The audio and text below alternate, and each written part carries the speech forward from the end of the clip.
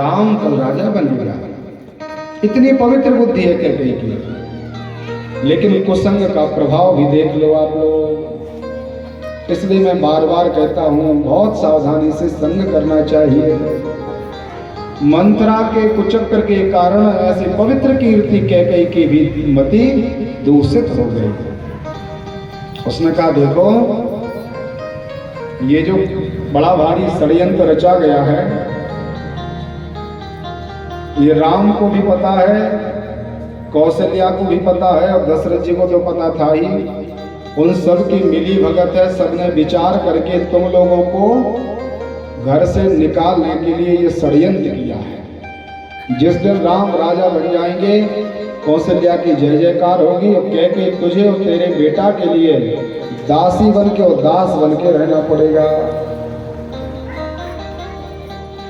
कैकेयी ने कहा, तू अशुभ क्यों बोलती है? मेरे राम जी का राज्याभिषेक होने वाला, तुम ऐसा अनुचित क्यों बोल रही है? बार बार टाला उसके वचनों को, लेकिन कैकेयी जैसे कुकर्मी और कलुषित जीवात्माएं सत्कर्मी के ऊपर कैसे प्रभावशाली हो जाती है। अच्छे गुणों का प्रभाव हमारे जीवन में हो या ना हो, लेकिन बुरे गुणों का प्रभाव बहुत जल्दी हो जाता है। बार बार उसने कहा तो लगा कैकेयी कि हो सकता है ऐसा हो। कई बार ऐसा व्यक्ति सोचने लगते हैं, और जो उनका मन ढीला देखा तो यह हावी हो गई, और सभी प्रकार से अपना अधिकार कैकेयी के ऊपर जमा लिया। मां ने कहा, मंत्रे, तुझे मैं अपने साथ अपने मायके से लाई थी। मैं तो तुझे केवल कुबुद्धि और कुरूपा जानती थी, तू तो बड़ी बुद्धिमती है। स्वरूप ही तेरा कैसा है, लेकिन तेरे इस पिटारे में, इस कुवड़ में मानो ब्रह्मा जी की जैसी बुद्धि भरी है। वाल्मीकि में लिखा है कि मैया कैकेयी इतनी प्रसन्न हो गई, बोली, मंत्रे, यदि तेरा ये जो प्रश्न है और तेरा ये जो षड्यंत्र है ये सफल हो गया, और भरत जी को राज और राम जी को वनगमन हो गया, तो मैं तेरे कुवड़ को सोने से मड़वाऊंगी। वाल्मीकि जी लिख रहे हैं, चंदन पुष्प अक्षत आदि से जैसे भगवान का अभिषेक होता है, तेरे कुवड़ का अभिषेक किया जाएगा। और जितनी भी दुनिया की कुबड़ी स्त्रियां हैं, मंथराएं हैं, उनको सबको बुलाऊंगी और तेरी दासी बना दूंगी, तू रानी बन जाएगी। अब तो इसको लगा कि हमारे ऊपर प्रसन्न है। कहा, देवी उपाय क्या करना चाहिए? तो उसने बात याद दिलाई कि जब चक्रवर्ती राजा दशरथ जी देवासुर संग्राम में इंद्र के पक्ष में रहते हुए विरोधियों से युद्ध कर रहे थे, तो दंभ नाम का राक्षस आया, उसने महात्मा को मूर्छित कर दिया। कैकेयी भी साथ में थी उस समय। स्त्रियां युद्ध में नहीं जाती, लेकिन मैंने आपको निवेदन किया था दशरथ जी महाराज के विवाह के समय कि दशरथ जी अपने राज्य की सीमाओं का निरीक्षण करते हुए कैकेयी देश पहुंचे, जहां पर एक बड़ा ही सुंदर राजकुमार की भेष में कैकेयी को देखा उन्होंने, जो सर्वांग पुरुषों की आकृति में है, सुंदर है। अस्त्र शस्त्र की विद्या तो मानो ऐसे आती है जैसे राजा भी नहीं चला सकता। तो प्रसन्न हो गए थे, विचार किया था कि एक तो ये रानी बनेगी और दूसरा हमारी विपत्ति में ये सहायक हो। कैकेयी को साथ लेकर के गए थे। पुराण में तो ऐसा नहीं लिखा कि उनके चके की कील निकल गई थी और हाथ डाला और उंगली डाली आदि आदि। मैंने वाल्मीकि में स्मरण किया है, महात्मा वाल्मीकि जी कहते हैं, दंभ नाम के राक्षस ने दशरथ जी को मूर्छित कर दिया था, और मूर्छित करके मानो इनका सिर काटने के लिए तैयार हुआ। तो विशेष युद्ध की कौशलता जानने वाली कैकेयी ने अपने पति की रक्षा करते हुए रथ को ऐसे वेग से वहां से हाँका कि वह उस राक्षस से अलग ले गए। दशरथ जी को चेतना आई तो बताया कि महाराज ऐसा ऐसा हो गया था, मैंने आपको बचाया है। तो उसी समय दशरथ जी प्रसन्न हो गए थे और कहा था, देवी वरदान मांगो, वरदान मांगो, 2 बार कहा। कैकेयी ने कहा, भगवान आपने 2 वरदान देने के लिए मुझे 2 बार कहा है, एक एक वरदान।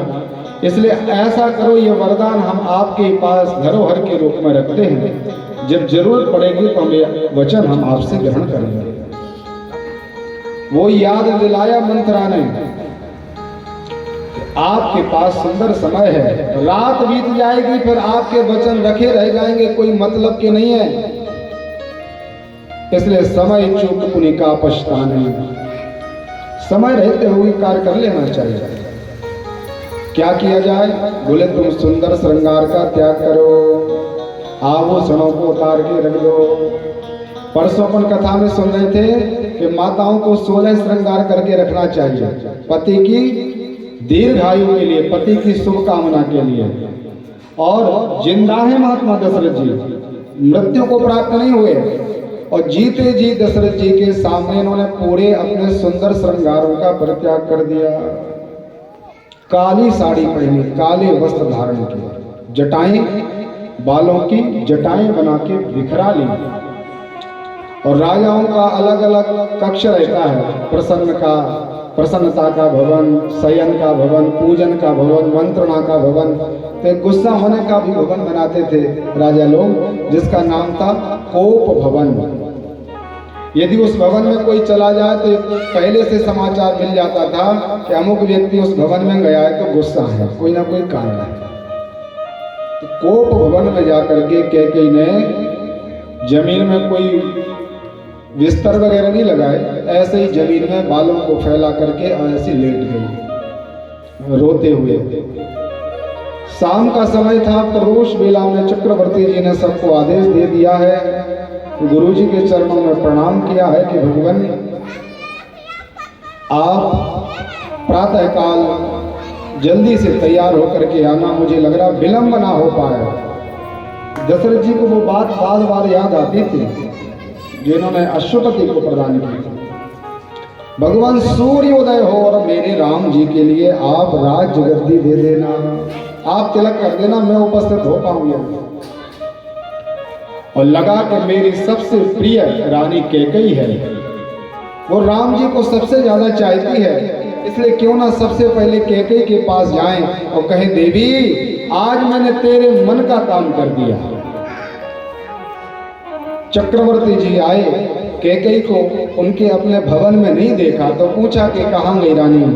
तो दासी ने सहिमते कहा भगवान आज तो कैकेयी जी कोप भवन के लिए पधारी है। ये वचन सुना और चक्रवर्ती जी राजा सहम गए, भयभीत हो गए। विचार आया आज तक दुनिया में ऐसा कभी नहीं हुआ, लेकिन ये क्या हो गया? कोई बात नहीं, हम मनाएंगे। राजा आगे बढ़े, दरवाजे खोल करके देखा तो बड़े स्वरूप को धारण करके अमंगलों का आश्रय लेकर के रानी तो रोती हुई जमीन पर लेटी है।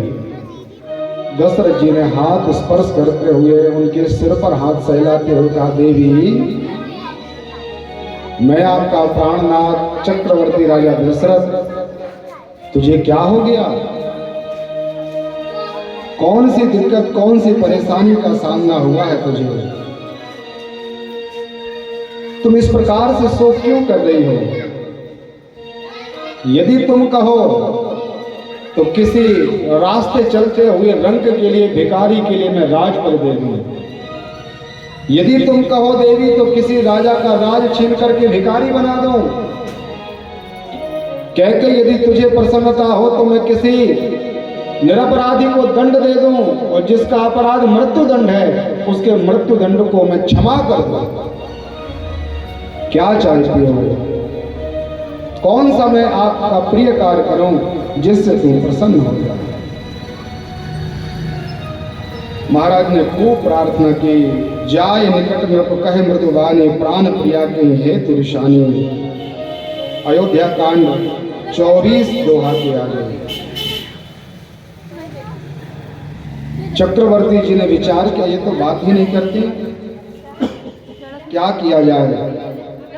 तो महाराज दशरथ जी कहते हैं कि हे तू रानी रे साने परशत पाने पतहिने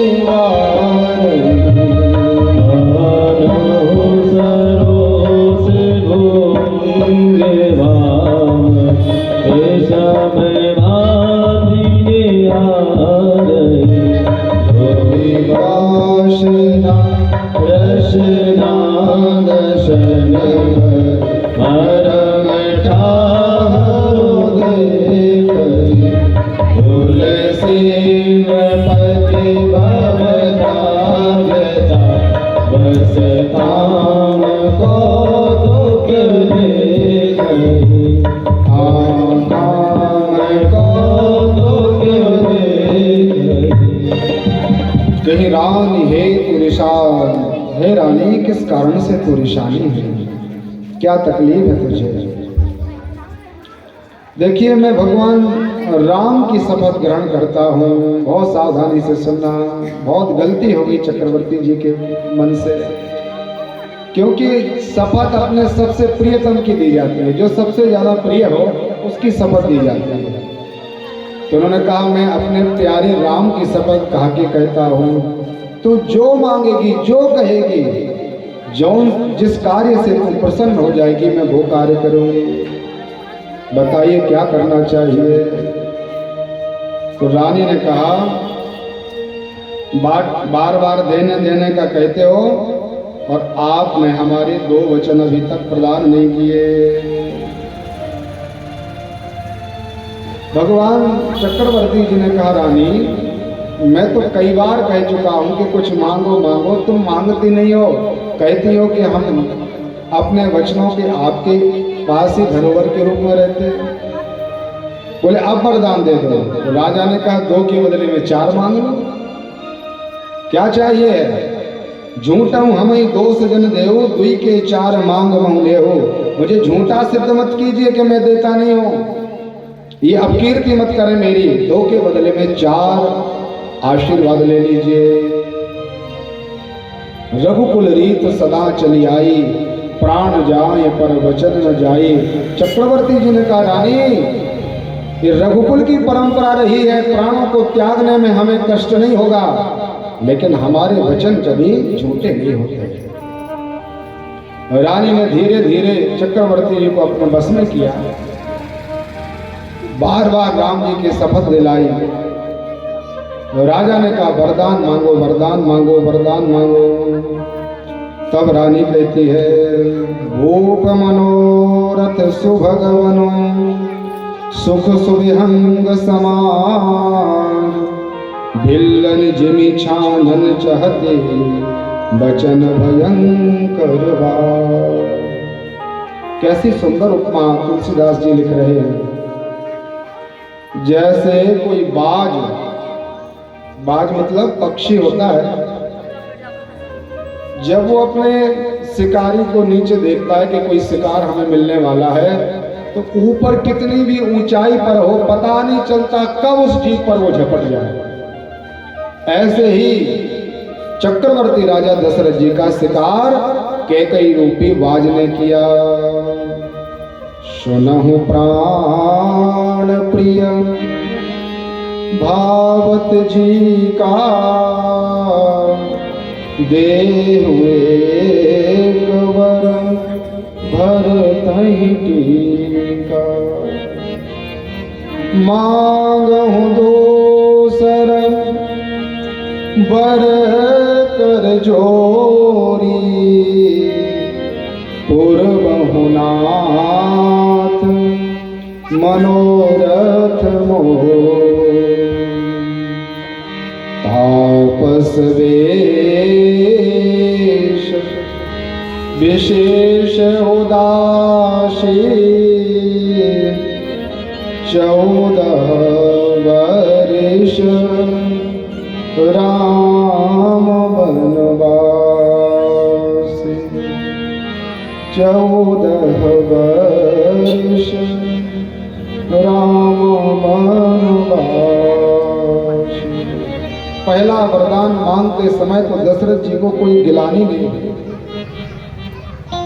भगवान हे प्राणनाथ हम आपसे वरदान चाहते हैं, एक वर भरतहि टीका, भरत जी को राजगद्दी प्रदान कर दो। चक्रवर्ती जी तत्काल कह दिया तथास्तु, विचार नहीं है, क्योंकि इनको पता है कि मैं ये वरदान इनके पिता को पहले से दे के आया हूँ, इसमें हमें कोई गिलानी नहीं। लेकिन जो महाराज दूसरा वरदान इसने हाथ जोड़ करके मांगा है, दुष्ट व्यक्ति पहले लंबी दंडौत करता है। जो आपको कभी राम राम ना करे वो फिर बहुत प्रेम से लंबे हाथ जोड़ करके कहे महाराज जी प्रणाम, तो ऐसे प्रणाम को आप सजग हो जाइए, क्योंकि वह जो प्रणाम कर रहा है उसका कोई स्वार्थ है। कैकेयी ने हाथ जोड़ करके वरदान मांगा, राजन 14 वर्ष के लिए भगवान राम को वनवास दे दीजिए। ये वचन सुनाओ चक्रवर्ती जी मूर्छित होकर के गिर पड़े। प्राणों के समान प्रिय है परमात्मा। इनको लगा कि ये मजाक कर रही होगी मुझसे, आज तक ऐसा कभी हुआ नहीं ना। जीवन में कभी किसी की कोई इस प्रकार की क्रिया अपने जीवन में ना आए तो सामने वाला जब कुछ सही में बोले तो अपन को लगता है तो मजाक कर रहा है। ऐसा नहीं हो सकता। कैकेयी राम जी को, दशरथ जी को प्राणों से भी ज्यादा चाहती है, और जब ये क्रिया देखी तो भगवान दशरथ जी को लगा ये तो झूठा होगा, मजाक कर रही है मुझसे। देवी क्या हो गया तुझे, राम जी को वनवास देगी? उनका कौन सा ऐसा अपराध है जिससे हम राम को कहें कि बेटा तूने अमुक अपराध किया है, तू अयोध्या का त्याग करके वन के लिए चला जा। बड़ा मार्मिक प्रसंग है महाराज। दशरथ जी ने बार बार विनय की, हाथ जोड़ दिए और कहा देवी तुझे इतना भरोसा है क्या तेरे बेटे पर? मैं वरदान दे भी दूंगा तुझे, और तुझे अपने बेटे को तू पहचान नहीं पाई अच्छे से, तू भरत को जानती नहीं है। मैं भरत को राज्य पद दे भी दूंगा, लेकिन मैं जानता हूं कि भरत क्या है। भरत कभी इस राज्य को स्वीकार कर लेगा राम जी के रहते? राम जी वनवास को जाएंगे तो एक तो पहला मेरा मरण होगा। दशरथ जी ने चेतावनी दी, तुम्हें विधवा बनना पड़ेगा,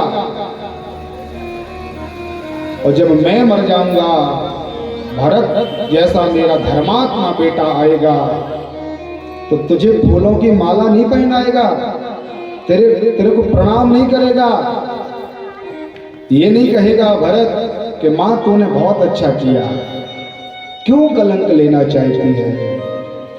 ऐसे शुभ अवसर को तू अशुभ क्यों बनाना चाहती है? कैकेयी ने कहा भगवान यदि आपको वरदान नहीं देना था तो आपने मुझे क्यों कहा कि वरदान मांगो? राम जी की शपथ ग्रहण की है, आपने ही कहा है प्राण चले जाएं उसकी चिंता नहीं, लेकिन मैं अपने वचनों से वापस नहीं जाऊंगा। अब महात्मा दशरथ जी को लगा कि ये रानी कोई मजाक नहीं कर रही है, हकीकत है।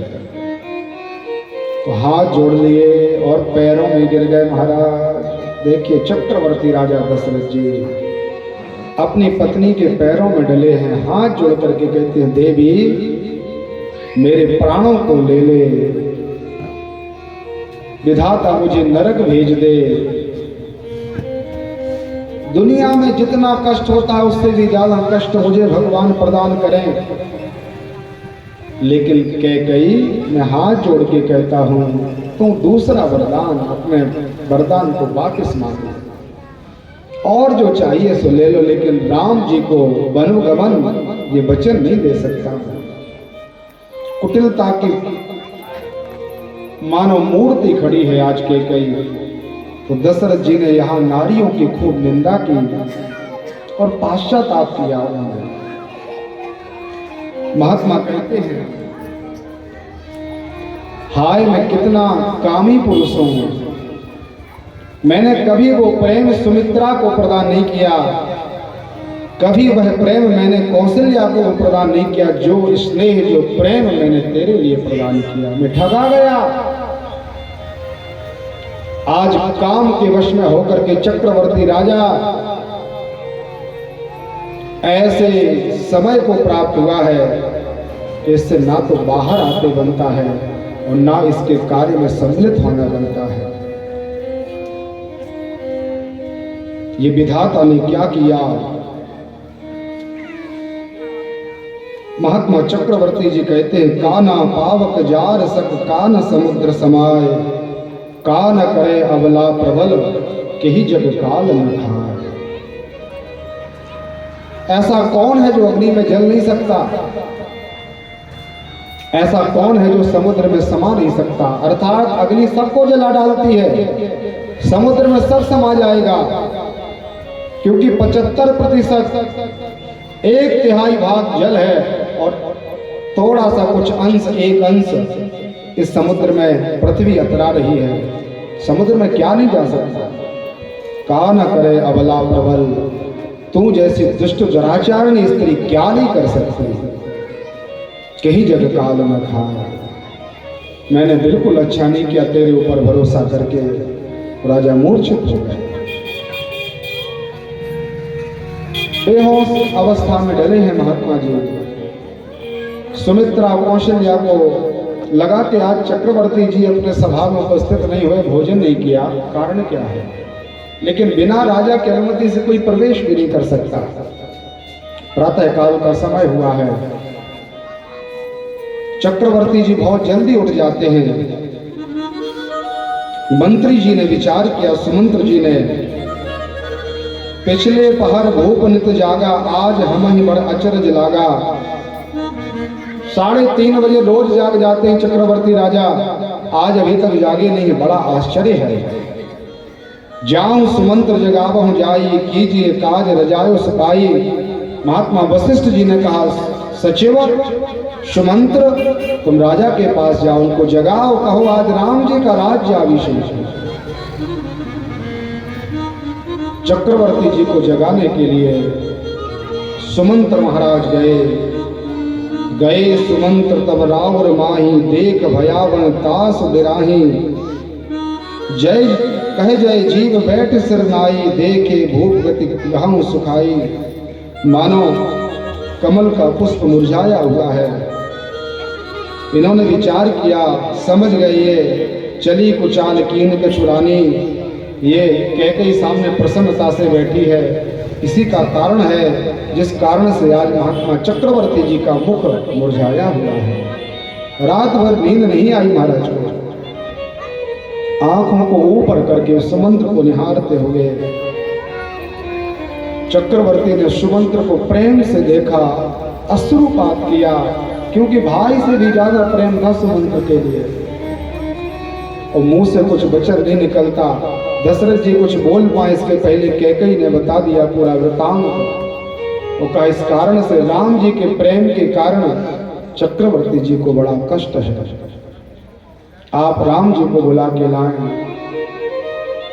प्रातः काल मंत्री जी का रथ भगवान राम जी के कक्ष तरफ बढ़ा तो समाचार ये दुनिया समझ गई कि कोई अनीति हो गई। इस समय राजा का ये मंत्री इस प्रकार से भगवान की तरफ नहीं जाना चाहिए। भगवान को दीक्षित किया गया था, लेकिन उस दीक्षा का त्याग करा के रथ पर बिठाल करके परमात्मा को राजा के पास भेजा गया। कुशगुन होने लगे, अनेक प्रकार के जो पशु पक्षी अशुगुन करते हैं वो आवाजें निकलने लग गई। भगवान को जल्दी से राजा के पास भेजा गया। चक्रवर्ती जी महाराज बेसुध हैं, सुध नहीं है शरीर, मूर्छित अवस्था में है। पिताजी की इस अवस्था को देख करके भगवान राम जी सरकार ने प्रणाम किया। जाय देख रघुवंश मणि, नरपति विपट कुसाज। सहम परवलखि सिंह नहीं, मनहु वृद्ध गजराज। भगवान सहमित हो गए। परमात्मा ने विचार किया कि ऐसे पिताजी का दर्शन मैंने कभी नहीं किया। प्रणाम किया अपना नाम लेकर के कि मैं राम आपके श्री चरणों में प्रणाम करता हूं पिताजी। माँ क्या हो गया जो पिताजी को इतना कष्ट है? तो कैकेयी ने अपनी पूरी बात भगवान राम जी को सुना दी। भगवान ने कहा, इतनी सी बात पर चक्रवर्ती जी को शोक नहीं करना चाहिए मां, मेरा जीवन धन्य है। तो आज पिताजी ने मुझे आदेश दिया है, मन मुस्काय भानुकुल भानो, राम सहज आनंद निधानो। बोले वचन विगत सब दोषन, मृदु मंजुल जग बाम विदूषण। सुन जननी सोई सुत बड़ भागी, जो पितु मातु चरण अनुरागी। माँ वह संतान बड़ी भाग्यशाली है जो अपने माता पिता के आदेश को स्वीकार करे। और देखो मैया, मुनिगण मिलन विशेष वन, कहाँ भांति हित मोर। अति में पितु आयुष बहुर सम्मत जननी तो। एक तो पिताजी का आदेश है और दूसरा हे माँ प्राणों से प्रिय तुम सबसे ज्यादा मुझे प्रिय हो और तुम्हारी भी इसमें सहमति है कि राम वन को लिए जाए। इससे बड़ा सौभाग्य मेरे जीवन में कोई दूसरा नहीं हो सकता। भैया मुझे आशीर्वाद दीजिए। भगवान जाने के लिए तैयार हुए। राव धीर गुण उदित अगाधो भा मुहिते कछु बड़े अपराधो। चक्रवर्ती जी ने धीरे से आंखें खोली। ऐसी गति हो गई है इनकी कि चक्रवर्ती जी के नेत्र नहीं खुल रहे। जिन दशरथ जी के प्रताप के कारण इंद्र भी थर थर कांपते हैं। पृथ्वी लोक के राजा कभी स्वर्ग नहीं जा सकते, लेकिन भगवान दशरथ जी का प्रताप है कि वो सशरीर वैकुंठ स्वर्ग जाते हैं। और स्वर्ग जब चक्रवर्ती जी का आगमन होता है तो इंद्र खड़े होकर के कहते हैं भगवान आकर के इस गद्दी पर विराजमान हो। यहाँ पृथ्वी का राजा और वहां स्वर्ग में जाकर के इंद्र की गद्दी पर बैठता है। कितना प्रभाव महात्मा का, अतुल प्रभाव कहलाया चक्रवर्ती जी का।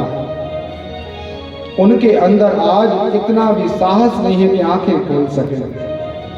प्रिय के वियोग में भगवान ने कहा पिताजी आप इस प्रकार से विलाप न करिए, हमें आदेश करिए।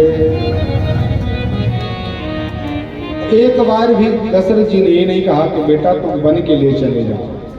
स्वतंत्र रूप से चक्रवर्ती जी का कोई आदेश नहीं है, लेकिन चूंकि भगवान को पता है कि उन्होंने वरदान तो आखिर दिए हैं कैकेयी जी को, तो श्रेष्ठ बेटा तो वो है जो अपने माता पिता के मन की बात को समझ ले। बीच का जो मध्यम प्रकार का बेटा या संतान है वो आदेश पर समझे, कहना पड़े उसको कि बेटा ऐसा कर लो। अधम प्रकार के संतान वो है जो कहने के बाद भी न माने। इसलिए भगवान आदेश कर रहे हैं। भगवान जाने के लिए तैयार है तो भगवान चक्रवर्ती दशरथ जी ने कहा बेटा तुम अपराध जोग नहीं ताता। राम तुम इस अपराध के योग्य नहीं हो। ऐसा आपका कोई कार्य नहीं है कि तुम्हें वन के लिए जाना पड़े बेटा, तुम रुक जाओ। हमारा वचन असत्य हो जाए, हम नरकों में चले जाएं, हमारे पितृ असंतुष्ट हो जाएं, हमें कलंक लग जाए, हमें दुनिया गालियां दे, वो स्वीकार है, लेकिन राम तुम वन के लिए मत जाओ। भगवान ने पिताजी को समझाया, सुमंत्र को समझाया और कहा कि अब माँ कौशल्या के पाद पद्मों में प्रणाम करूं। भगवान प्रणाम करने के लिए गए। यहाँ महात्मा चक्रवर्ती जी ने भगवान शिव को प्रणाम किया। शिव जी से कहा हे सदाशिव, हे भगवान सुमरि महेश ही कहो निहोरी, विनती सुनहु सदा शिव मोरी।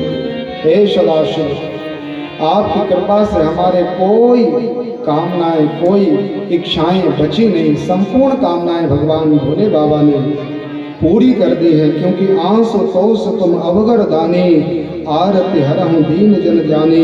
हे भगवान, हे विश्वनाथ जी, आपका नाम आंसुतोष है। आप कृपा कीजिए, आप दुखियों के दुख को मिटाने वाले हो। तुम प्रेरक सबके हृदय, सोमति राम बचन मोर तज रहूं घरा, पर हर्षील शये। भगवान अपनी शीलता का त्याग करने लिखा है। आज भगवान यदि पितृ आज्ञा की आदेश का पालन करते हैं तो ये मेरे लिए उचित नहीं है। आज भगवान राम पिता के विरोध में खड़े हो जाए। आज भगवान कहें पिताजी मेरा कारण तो बताइए कि मैं वन के लिए जाऊं। कोई ऐसा कोई कारण सिद्ध करके बताओ, मैं वन नहीं जाऊंगा। ऐसा भगवान शिव राम जी के हृदय में विराजमान होकर के बुलवा दें। प्रार्थना की है भोले बाबा को, लेकिन सभी देवताओं का मन तो यही है कि परमात्मा का गमन हो, सबका दिव्य आनंद हो। और भगवान की कृपालुता देखिए महाराज, हम जैसे पामर जीवों को प्रसन्न करने के लिए भगवान ने अपने पिता के दुख को भी सहन किया। वह पिताजी की गति देखी राम जी सरकार ने, भगवान कितने परोपकारी हैं। चौपाई में लिखा है, करम सदा तिनकी रखवारी, जिमी बालक राखे महतारी। ये भी बहुत छोटी बात है, माता भी वैसी रक्षा नहीं कर सकती जैसे भगवान राम जी ने अपने दिव्य धर्म का आश्रय लिया है। उन्होंने कहा है, जब जब हो ये धर्म की हानि, बाढ़ ही असुर अधम अभिमानी, तो तब तब धर विविध शरीरा। भगवान अनंत रूप धारण करते हैं। पिता के ऐसे दुख को देख करके भगवान कह देते, पिताजी धर्म को एक तरफ बैठने दो, हम आपको ऐसे दुखी नहीं देख सकते। लेकिन परमात्मा की कृपालुता देखिए, भगवान ने संसार में धर्म की स्थापना के लिए पिता के दुख को सहते हुए परमात्मा मां कौशल्या जी के पास गए, मैया के चरणों में प्रणाम किया। कौशल्या जी ने कहा, बेटा 4 पदार्थ करतल ताके, प्रिय पितु मातु प्राण समझा के। उस संतान के लिए 4 पदार्थ धर्म अर्थ काम मोक्ष उसके हाथ में रहता है जब उसके माता पिता उस पर प्रसन्न होते हैं। पिताजी का आदेश है और तेरी छोटी माँ कैकेयी का यदि इसमें मत है, राम मैं तुझे रोकूंगी नहीं। एक बार भी कौशल्या ने ये नहीं कहा, एक बार मैं जाकर के बात करूंगी, मेरा बेटा राम वन को क्यों जाए, क्या अपराध है इसका। और चाहती तो कौशल्या जी आकर के दशरथ जी से पूछ सकती थी कि राजन इसका कारण तो बताइए, लेकिन हाथ जोड़ लिए कि मेरे प्राणनाथ चाहते हैं तो मैं आपको सहमति प्रदान करती हूँ। परमात्मा की जाने का समाचार जानकी जी को प्राप्त हुआ। भगवती जानकी जी ने विचार किया, महाराज यदि प्राणनाथ परमात्मा राम जी 14 वर्ष के लिए वनवास जा रहे हैं तो हमारा कोई काम अयोध्या जी में नहीं है। समाचार ते ही समय सुनी, सिय उठी अकुला, जाय सुपथ कमल जुग,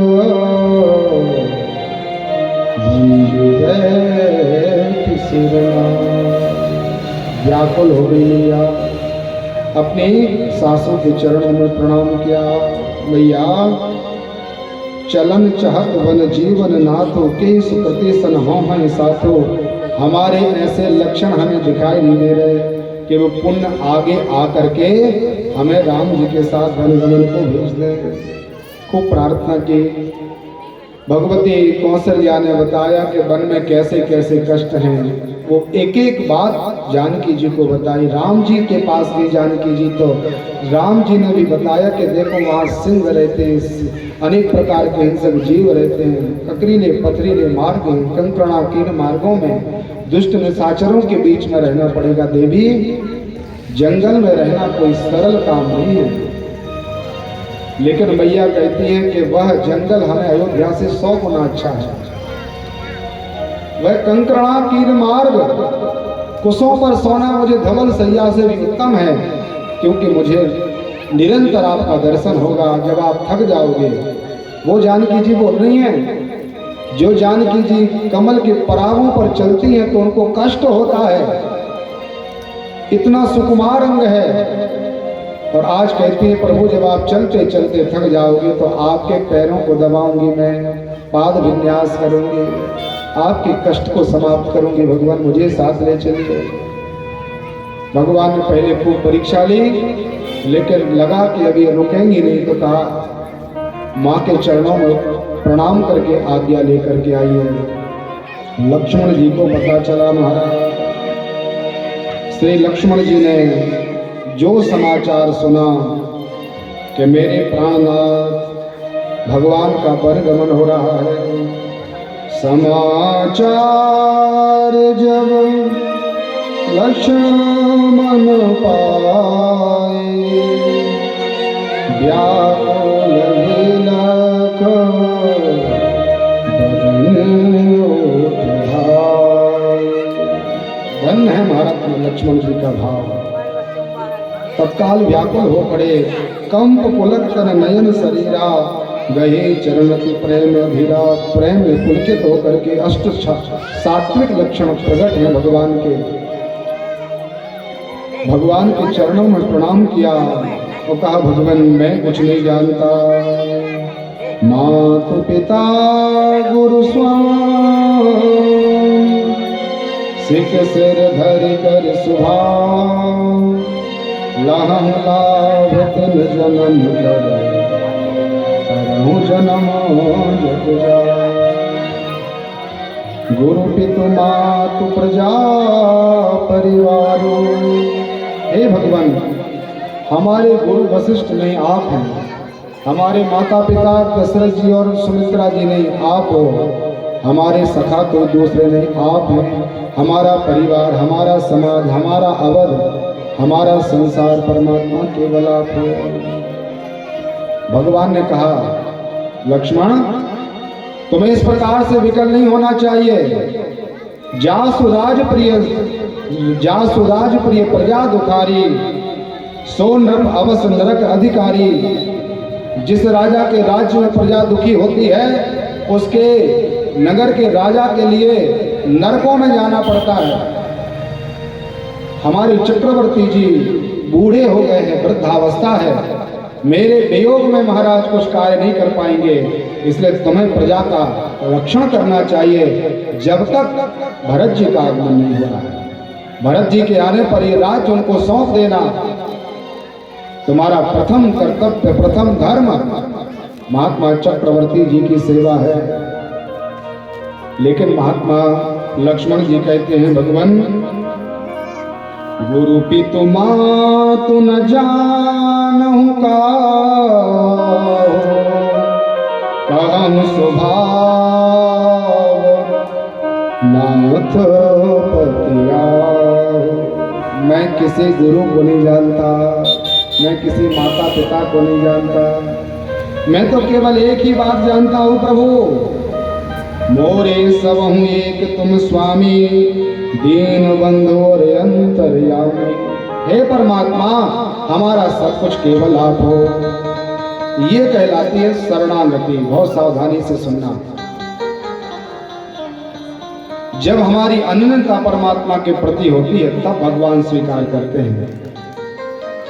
ऐसा भगवान का भाव नहीं कि आप संसार में भी जुड़े रहें और थोड़े थोड़े भगवान को भी प्रणाम करते रहें और चाहे भगवान पूरे तरीके से प्रसन्न हो जाएं। सरल शब्दों में समझा दूं, जैसे आपकी पत्नी है, पत्नी कहे कि महाराज हम केवल 2 घंटे के लिए आपकी पत्नी हैं, 2 घंटे ही व्यवहार करेंगे और फिर हमारा व्यवहार आपके प्रति नहीं रहेगा, तो पति प्रसन्न होगा क्या 2 घंटे में? बेटा कहे पिताजी हम तो केवल 1 घंटे के बेटा हैं आपके, प्रसन्न होगा वो? पिता भी कह दे बेटा हम भी तुम्हारे लिए केवल 2 घंटे के लिए हैं पर इसके बाद नहीं सुनेंगे, तो इस लोकाचार में ये संबंध निभ पाएंगे क्या? आप लोग बताइए। हम लोग क्या करते हैं? भगवान के भजन का, परमात्मा के पूजन का, भगवान की सेवा का जब कार्य करते तो कितनी जल्दी जल्दी करते हैं। 1 मिनट भी भगवान को पूरे तरीके से नहीं देते। और आजकल की पूजा पाठ तो महाराज हम लोग देखते हैं, व्यक्ति लोटे से जल चढ़ाता जाएगा और जय हनुमान ज्ञान गुण सागर, क्योंकि समय नहीं है ना, तो वहीं से पूजा प्रारंभ। काम पूरा करना है केवल, उसको ये लगा कि इतना जो मेरा नियम ये पूरा हो जाए बस जैसे तैसे। एक मिश्रा जी है, नाम नहीं लेंगे, सागर के ही हैं वो मेरे पास आए, कहने लगे महाराज मैं बहुत दिनों से सुंदरकांड का पाठ करता हूँ, लेकिन जब पाठ करने के लिए बैठता हूँ तो इतना क्रोध आता है कि मैं क्या बताऊँ, मेरा सिर फटने लग जाता है। तो हमने कहा ऐसा सुंदरकांड पाठ करते ही क्यों हो, आज सही पाठ छोड़ दो। जिस पूजन में तुम्हें तकलीफ हो रही वो पूजन थोड़ी है, वो केवल एक आपका व्यवहार है। पूजन में सिर नहीं फटता। जब सच्चे भाव से आप भगवान की सेवा करोगे तो आपको समय का पता भी चलेगा कि समय कितना चला गया। गोपियां प्रणाम है इस चीज के, भगवान की सेवा करती हैं, 8 याम भगवान का भजन करती हैं। उनको ये नहीं पता कि आधी रात का समय है या प्रातः काल हो गया। और गोपियां उठ करके भगवान की सेवा के लिए चलती हैं। लोकाचार का कोई व्यवहार नहीं रह जाता महाराज पूजन में। और हम लोग केवल एक कार्य समझ करके करते, इसलिए कोई ना तो आनंद ले पाते हैं और ना उसमें कोई लाभ मिलता है। आप भगवान से कहो भगवान मैं तो केवल 10 मिनट के लिए आपका हूं और फिर तो मैं दुनिया में ही रहूंगा, भगवान मिल जाएंगे क्या? लक्ष्मण जी प्रमाण है महाराज इसके। लक्ष्मण जी कहते हैं कि मैं कुछ नहीं जानता, मोरे सब हूं एक तुम स्वामी, दीन बंधु और अंतर्यामी।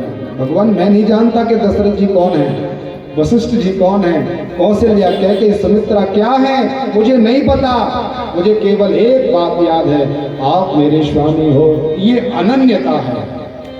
और भगवान कहते हैं अनन्यास चिंतो माम यो जना परिपासते तेसा भी युक्ता नाम योगक्षेमं वहाम्यहम्। परमात्मा की बड़ी भारी गर्जना है गीता जी में। जो अनन्य भाव से एक बार कह देता कि मैं आपका हूं तो मैं उसका योगक्षेम स्वयं वहन करता हूं, उसको फिर कभी किसी प्रकार का कष्ट नहीं होता, मैं उसका हो जाता हूं। लक्ष्मण जी की इस अनन्यता को देख करके भगवान राम जी बड़े प्रसन्न हो रहे हैं मन ही मन, और विचार कर रहे हैं परमात्मा कि देखो ये मेरा भाई कितना अनन्य भाव से मेरे प्रति अपनी वह दीनता प्रकट कर रहा है। लेकिन भगवान उनकी परीक्षा लेते हैं और कहते हैं बेटा तुझे इस प्रकार से नहीं करना चाहिए।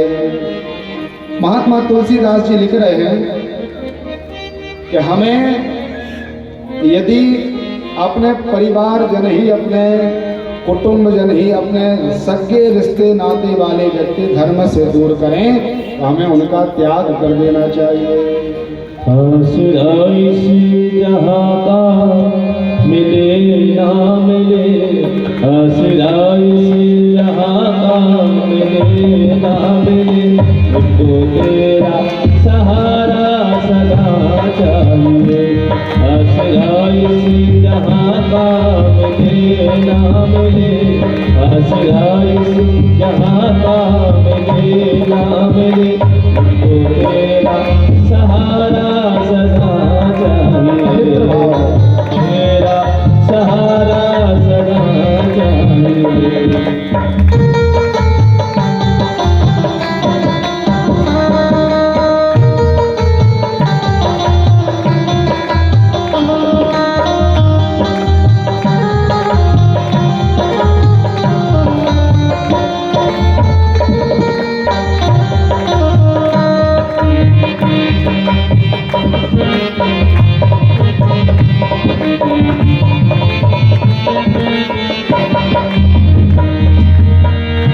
यहाँ खुशियाँ है गम और ज्यादा है गम, यहाँ खुशियाँ है गम और ज्यादा है गम। जहाँ देखो वही है धर्म ही धर्म, जहाँ देखो वही है धर्म ही धर्म। मेरी महफिल में सम्मान जले ना जले, मेरी महफिल में सम्मान जले ना जले, मेरे दिल में उजाला तेरा चाहिए, मेरे दिल में उजाला तेरा चाहिए। आसरा इस जहाँ का मिले ना मिले, आसरा इस जहाँ का मिले ना मिले, तो तेरा सहारा सदा चाहिए, तेरा सहारा सदा चाहिए।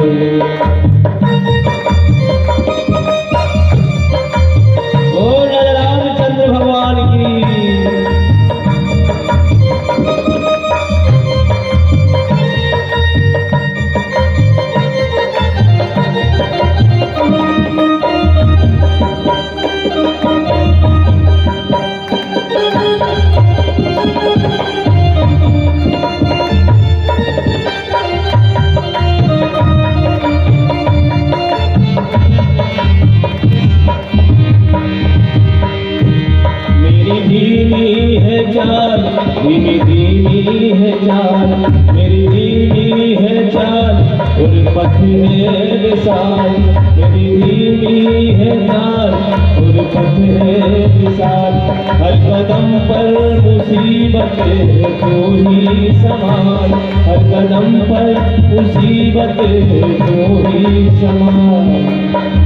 मेरे पैर थके चले ना चले, मेरे पैर थके चले ना चले, मेरे दिल में ये सारा तेरा चाहिए। आसराय से जहाँ का मिले ना मिले, आसराय से जहाँ का मिले ना मिले, तो तेरा सहारा सदा चाहिए, तो तेरा सहारा सदा चाहिए, तो तेरा सहारा सदा चाहिए। बोलिए दीनबंधु भगवान की जय हो। अनन्यता से जो भगवान का आश्रय लेते हैं, तुलसीदास जी कहते हैं, जाके प्रिय न राम वैदेही, जिनको भगवान राम वैदेही प्रिय न हो, तो तजियता ही कोटि बैरी सम, यद्यपि परम वंशने। आपके कितने भी अपने प्रिय क्यों ना हो वो, लेकिन उनका त्याग कर देना चाहिए। आप लोग बोलेंगे किसने किसको छोड़ दिया, तो तुलसीदास जी कहते हैं, तजो पिता प्रहलाद, विभीषण बंधु भरत महतारी, बलि गुरु तजो कंत ब्रज वनितन, भये मुद मंगलकारी। परमात्मा के प्रति महात्मा प्रहलाद जी ने अपने पिता का त्याग कर दिया, चिंता नहीं की एक पल में। विभीषण जी ने अपने भाई का त्याग कर दिया परमात्मा के लिए। भरत जी ने अपनी माँ का त्याग कर दिया। आगे प्रसंग सुनेंगे, कभी महात्मा भरत जी ने अपनी माँ के लिए माँ नहीं कहा, राम जी के लिए।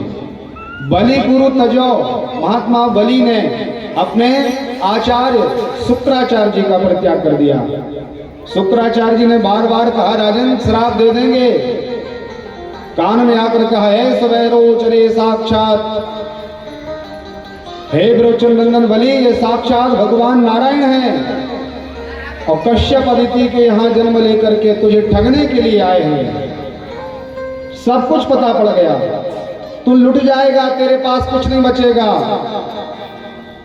लेकिन महात्मा बलि ने अपने गुरु जी को प्रणाम किया, भगवान आपका जो कार्य था सब आपने कर दिया, आपने बता दिया कि ये परमात्मा है और गुरु का काम तो भगवान से जोड़ना है, अब आपको हम प्रणाम करते हैं।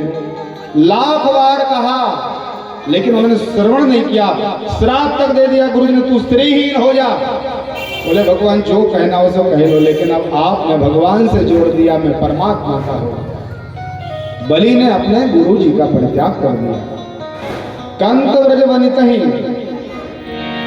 गोपियों ने अपने पति का परित्याग कर दिया परमात्मा के लिए, और जिन्होंने ये घर द्वार छोड़ा है उनका अमंगल नहीं हुआ, वो सब मुद और मंगलकारी, शुभ और कल्याण के कारक हुए। लक्ष्मण जी ने कहा, इसलिए भैया मैं आपके साथ चलूंगा। भगवान ने कहा, जब ऐसी बात है तो करुणा सिंधु सुबंधु के सुनि मृदु वचन विनीत, समझाए और लाए प्रभु जान संदेश भी। प्रेम में विवश देख करके परमात्मा ने कहा, आप अपनी माँ का आदेश लेकर के आइए, और माता ने जो कहा है आप लोगों को खूब अच्छे से सुनना चाहिए। लक्ष्मण जी महाराज सुमित्रा जी के पास पहुंचे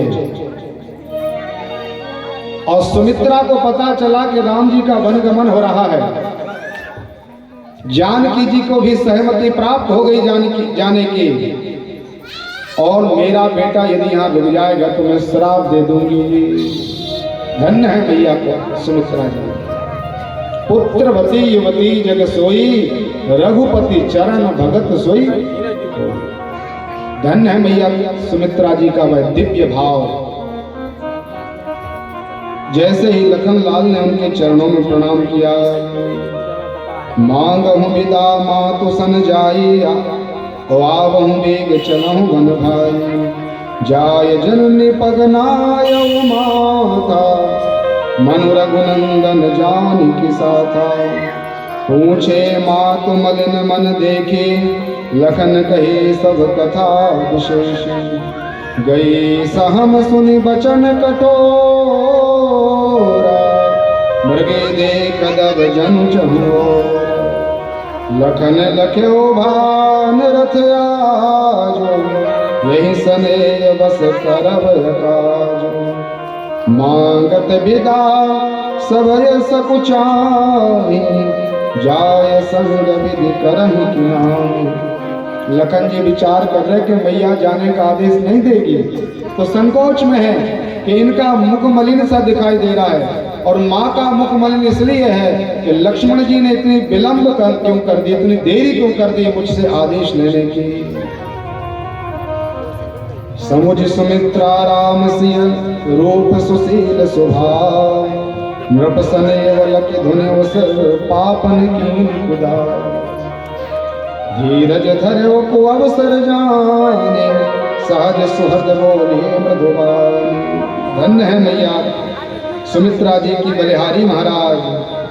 तात तुम्हारी मातु वैदेही, पिता राम सब भांति सने। सुमित्रा जी कहती है तात लक्ष्मण तुम्हारी माता जानकी जी हैं और तुम्हारे पिता भगवान राम जी सरकार हैं। अवध तहाँ जहाँ राम निवास, तहाँ दिवस जहाँ भानु प्रकाश। अवध ये नहीं बचेगा जहाँ हम लोग रुकेंगे, अवध वो है जहाँ भगवान राम जी का वास है। अरे दिन तो वही होता है जहाँ पर सूर्य प्रकट हो जाए, बिना सूर्य के दिन नहीं होता। इसी तरह बिना राम के अयोध्या नहीं हो सकती। इसलिए लक्ष्मण जो पैसे राम बन जाए, अवध कुमार काज कछु नाही। यदि राम जी और सीता जी वनगमन के लिए तैयार हैं तो तुम्हारा कार्य अयोध्या में कुछ भी नहीं है, तुम चले जाइए।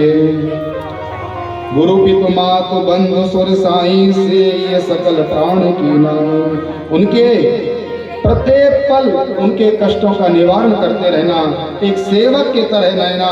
अस जी जान संग बन जाओ, ले होतात जग जीवन लाओ।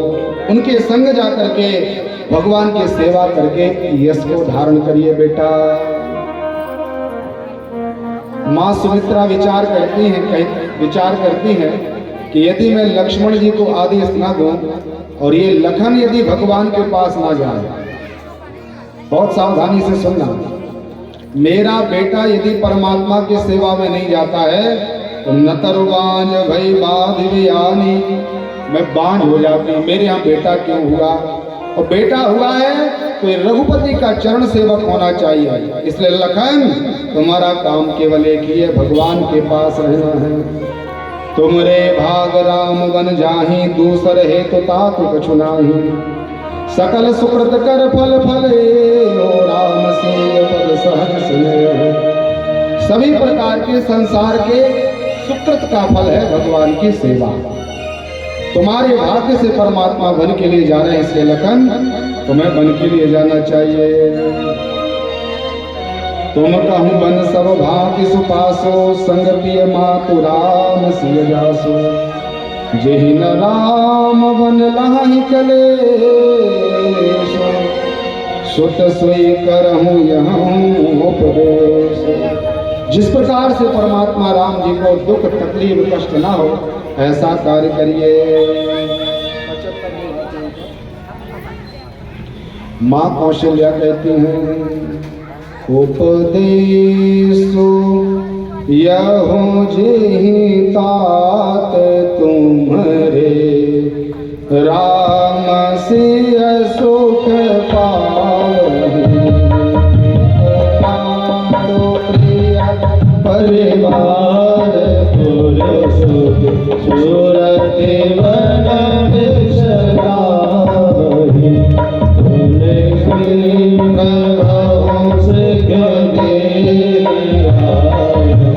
दीन पुनि आशीष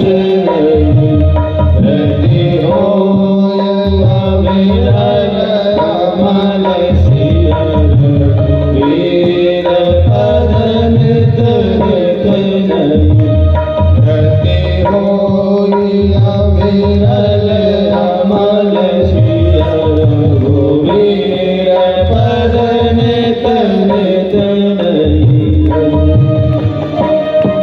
हे लखन, मेरा उपदेश है तुम निरंतर परमात्मा का भजन करना और ऐसी भक्ति करना कि तुम्हारे चरणों में निरंतर परमात्मा का प्रेम बढ़ना चाहिए। ऐसा ना हो कि 2-3 दिन तो अच्छे से सेवा पूजा कर ली और फिर लगे कि अरे 14 वर्ष तक तो रहना, अब क्या क्या करूं। आपका प्रेम निरंतर बढ़ना चाहिए और मैं तुझे ये आशीर्वाद प्रदान करती हूँ। माँ सुमित्रा ने सुंदर मंगला शासन करके जगदम्बा सुमित्रा जी ने अपने प्रिय लखन के लिए भगवान के चरणों में भेज दिया। अब तो महाराज चक्रवर्ती जी को पता चला कि मेरा छोटा बेटा लखन और मेरी कुलवधू जानकी जी भी जाने के लिए तैयार हैं। अभी तो राम जी का था। विषाद और बढ़ गया, बड़ा कष्ट हुआ। सचे उठाए राव बैठारे, कहे प्रिय वचन राम पद धारे। कहा भगवान सबका आशीर्वाद लेकर के परमात्मा जाने के लिए तैयार है। तो मंत्री ने भगवान दशरथ जी को पकड़ करके खंभ से टिका दिया, बिठाल दिया। इतना भी सामर्थ्य नहीं है, तो नेत्र लटके हुए हैं, विषाद है, बहुत तकलीफ है। महात्मा चक्रवर्ती जी ने कहा सुमंत्र, वो राम रुकेंगे नहीं, इसलिए ऐसा करो आप रथ पर बिठा लो उनको, जानकी जी को बिठा लो, लखन को बिठा लो और यहाँ वहाँ थोड़ा सा जंगल दिखा करके, थोड़े से बाग बगीचे को दिखाकर, कोई नदी तालाब का दर्शन करा करके और उनको जब उनका मन शांत हो जाए तो लौटा करके ले आना। ऐसा महात्मा ने कहा। दिव्य रथ तैयार किया। चक्रवर्ती राजा दशरथ जी के आचार्य वशिष्ठ जी से आज्ञा ली भगवान ने। गुरु के पाद पद्मों में प्रणाम करके उनका आदेश लेकर के गणपति गौरी गिरीश मनाई, गणपति पूजन किया, गौरी पूजन किया और गौरीश मतलब भगवान शिव को प्रणाम करके परमात्मा ने अवध को प्रणाम किया। बड़े भाव से चले हृदय अवधई शरणाई, अवध को प्रणाम करके परमात्मा जाने के लिए तैयार हुए। और जो भगवान वहां से निकले महाराज, घर मसान परिजन जन भूता, सुख हित मीन मनहु जम दूता। परमात्मा ने अयोध्या का त्याग किया, अयोध्या जी श्रीहीन हो गए। जैसे श्मशान की भूमि लगती है, मरघट में जाकर के देखो कोई सुंदरता रहती है क्या वहां। राम जी, सीता जी, लक्ष्मण जी के त्यागने पर अयोध्या जी भी मानो भूतों का डेरा हो गया हो। परमात्मा ने वन गमन किया। अयोध्या के नर नारियों ने विचार किया कि हमारा काम अयोध्या में अब नहीं है, इसलिए दौड़ करके बालक, वृद्ध, युवान, युवतियां, ब्राह्मण, क्षत्रिय, वैश्य, शूद्र, अयोध्या का प्रत्येक नगर नारी दौड़ करके भगवान के साथ निकल पड़ा। संपूर्ण अयोध्या मानो खाली हो गई। शाम का समय आया। परमात्मा ने कहा अपन शाम का यहीं पर बड़े भाव से विश्राम करेंगे। तमसा के तट पर भगवान पहुंचे हैं। तमसा तीर निवास किए प्रथम दिवस रघुनाथ। भगवान ने सबको शांतावना प्रदान की। बहुत सावधानी से, सजगता से कथा सुनना। भगवान ने किसी को मना नहीं किया कि तुम लोग मेरे साथ मत चलो। सबको खूब समझाया, कथाएं हुई वहां पर। रात्रि में खूब आनंद से सत्संग चला। सत्संग हुआ। भगवान ने कहा सब लोग सो जाइए। तो वियोग की घड़ी तो थी ही, कष्ट में थे। दिन भर से किसी ने भोजन किया नहीं, जल का भी पान नहीं किया किसी ने भगवान के वियोग। प्रातः काल से लेकर भगवान का आदेश हुआ तो विचार किया सबने कि भगवान सोएंगे तब सोएंगे। तो भगवान तो जागते हुए भी सोते हैं और सोते हुए भी जागते हैं। बनावटी भगवान ने नेत्र बंद किए, सबको लगा कि भगवान सो गए। तो सब पीछे से प्रजा भी सो गई। और जो प्रजा सब सोई तो महात्मा राघवेंद्र सरकार ने सुमंत्र को कहा, भगवान हमें रातों रात चले जाना चाहिए। यदि प्रातः काल हो जाएगा तो ये सब हमारे साथ जाएंगे और वनगमन मुझे मिला है, अयोध्या के नर नारियों के लिए वनगमन नहीं मिला। इसलिए रात में ही ऐसा कोई प्रयास उपाय करिए जिससे इन लोगों को पता न चले।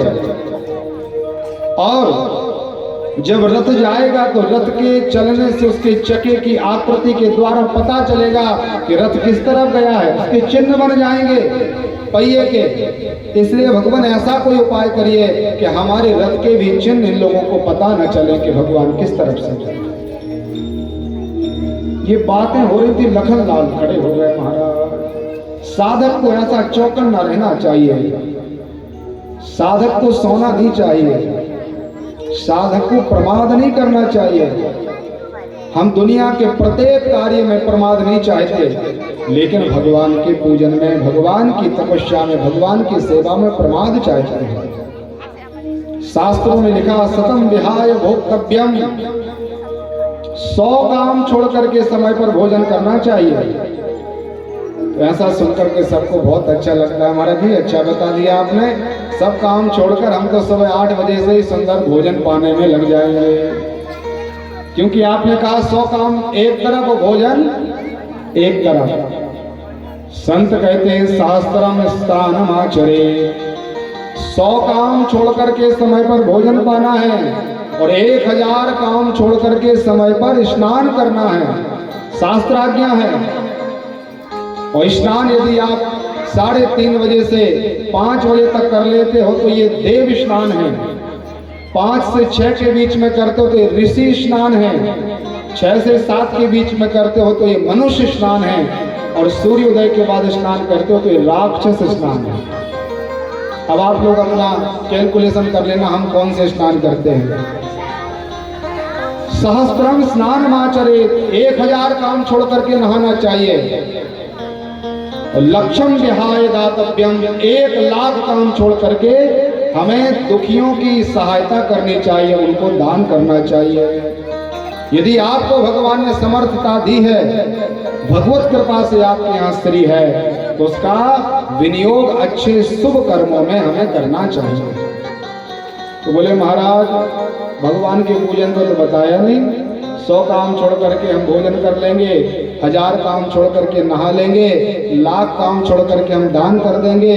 तो अंतिम में महात्मा व्यास जी कहते हैं, कोटि त्यक्त्या हरिम भजे, एक काम, 1 करोड़ काम छूट जाए आपको, समय पर भोजन छूट जाए तो छोड़ दो, समय पर नींद आपको नहीं मिल पा रही त्याग दो, समय पर आपके व्यवहार नहीं हो पाए उनका त्याग कर दो, लेकिन करोड़ों काम त्याग कर भी भगवान का भजन मत त्यागिए। कोटि त्यक्त्या हरिम भजे, करोड़ों कामों का त्याग करके भगवान का भजन करना चाहिए।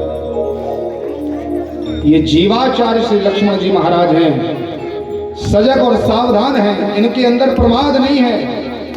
इन्होंने विचार किया यदि गहरी नींद में हम चले जाते तो आज सोते ही रह जाते और भगवान हमारा त्याग करके चले। और सच्ची बात थी, यदि लक्ष्मण जी के मन में प्रमाद आ जाता तो भगवान उठाते नहीं कि लखन चलो हमारे साथ। जानकी जी महाराज चौकन्नी है, विचार करने के परमात्मा कब त्याग देंगे कोई पता नहीं।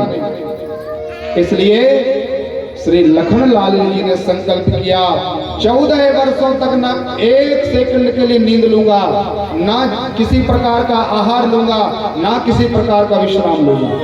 आज मैं संकल्प लेता हूं।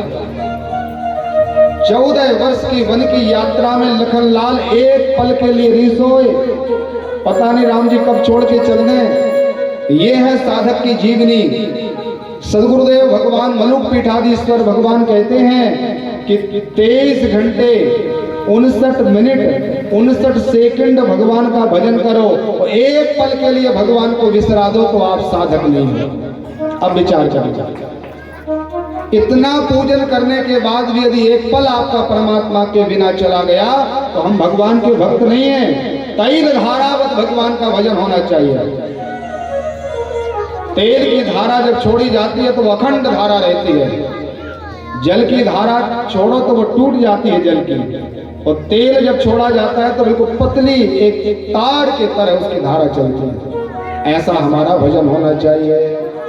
भगवान सुमंत्र जी ने बड़े बड़े सागौन आदि के पत्तों को तोड़वाया और चके के उसमें लगाया, पत्तों को बांधा गया चकों में कि इसकी कोई चिन्ह न दिखाई दे। भगवान ने कहा रथ हाँकिए, जानकी जी को बिठाला, लखन लाल को बिठाला, पीछे से राम जी बैठे, सुमंत्र जी से कहा आप आगे रथ हाँके, और भगवान अर्धरात्रि के समय तमसा का त्याग कर देते हैं। बोल भक्तवत्सल भगवान की। परमात्मा इस प्रकार से चलते चलते चलते भगवती गंगा जी के पावन तट पर पहुंचे हैं। दिव्य संगम का वह परिक्षेत्र जिसके पहले गंगा जी उनको मिली है, क्योंकि अयोध्या जी से आ रहे हैं भगवान इस तरह। भगवती गंगा को देख करके परमात्मा ने अपने रथ का परित्याग किया। सुमंत्र जी को हाथ जोड़ करके कहा भगवान आप पिता तुल्य हैं, हम लोगों को आदेश करें, हम लोग गंगा जी का पूजन करें। तो महाराज सुमंत जी ने हाथ जोड़ करके कहा भगवान हम आपको क्या आदेश देंगे। जानकी जी से और लक्ष्मण जी से परमात्मा ने कहा ये गंगा मैया है, विष्णु पादाब्ज संभूते गंगे तपदगामिनी धर्मद्रवेद विख्यातम पापम में हर जाह्नवी। ये भगवती ब्रह्म का ही द्रवीभूत तत्व है। मैंने आज के पहले कथाओं में भी गंगा जी की महिमा आप लोगों को सुनाई है। गंगा जी का जल जल नहीं है, साक्षात भगवान ही द्रवीभूत है, मानो भगवान ही अपने शरीर से बह रहे हैं। भगवान ने खूब महिमा गाई, गंगा जी को प्रणाम किया। गंग सकल मुद मंगल मूला, गंग सकल मुद मंगल मूला, गंग सकल मुद मंगल मूला, गंग सकल मुद मंगल मूला, गंग सकल मुद मंगल मूला, गंग सकल मुद मंगल मूला, सब सुख करनी हरनी सब सोला, सब सुख कराही हरि सब चूला। जय सिया राम जय जय सिया राम जय जय सिया राम जय जय सिया राम जय, जय सिया राम जय जय सिया राम, जय सिया राम जय जय सिया राम। गंगा जी को भगवान ने प्रणाम किया। यहाँ प्रातः काल का समय हुआ और जो गांव के अयोध्या के नर नारियों ने देखा राम जी कहाँ हैं, चारों तरफ देखा महाराज लक्ष्मण जी कहाँ हैं, जानकी जी कहाँ हैं, महात्मा सुमंत कहाँ गए, रथ कहाँ गया, चारों तरफ देखा, खूब खोजबीन करके प्रयास किया, लेकिन भगवान का दर्शन नहीं हुआ। छाती पीटने लगे, धिक्कारने लगे अपने जीवन को, और महात्मा लक्ष्मण जी की सराहना की है गांव के नगर वासियों ने कि धन्य है लखन लाल, तुम परमात्मा के कितने अनन्य भक्त हो। आप सोए नहीं तो भगवान साथ में ले गए और हम लोगों ने निद्रा का आश्रय लिया, अनन्यता हमारी समाप्त हुई और हम भगवान से विमुख हो गए। रोते हुए मूर्छित होते हुए अपने नेत्रों से प्रेम के पनारे बहाते हुए वह नर नारी बिना मन के अयोध्या में लौट करके आए। यहाँ भगवती गंगा जी का पूजन परमात्मा ने भाव से किया, जानकी जी ने पूजन किया। भगवती जानकी जी को आशीर्वाद प्राप्त हुआ। भगवान ने कहा आगे चलें अपन पूजन करके। गंगा पूजन करके भगवान जाने लगे तो वहां के जितने भी नगर गांव के भील कोल किरात ग्रामवासी विचार करने लगे कि देखिए ते पितु मात कहं सकी कैसे जिन पठिए वन बालक ऐसे। अरे इनके माता पिता कैसे रहे होंगे, क्या हो गया होगा इनके माता पिता को जो ऐसे सुंदर बालक इन्होंने वन में भेज दिए। खूब भाव से यहाँ पर नगर नारी कोल किरात भील ग्रामवासी व्यक्ति भगवान का दर्शन करते हैं।